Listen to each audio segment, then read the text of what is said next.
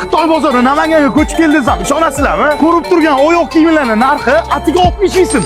Jinsi shimlarimiz donasi esa 30 ming so'mga.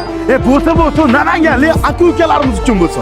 Magazinda 300 ming 450 ming sotilgan ko'rikkalarni 150 ming so'mdan har xillari bor xarid qilib ketsangiz bo'ladi. Undan tashqari kilo 80 mingdan voyenniy trikolarimiz bor. Primerni donasi 40 mingdan tushadi. Undan tashqari mana bunaqangi trikolar ham bor. Buni donasi 15 ming, primerni 16 mingga to'g'ri keladi. Buni ham kilosi 80 ming so'mdan. Kiyovga nima olay deyapsiz? Salatga nima solish bilyapsizmi? Svitralarimiz donasi atiga 50 ming so'mdan. To'yga yaqin pochka qilib bosib oladigan joyi.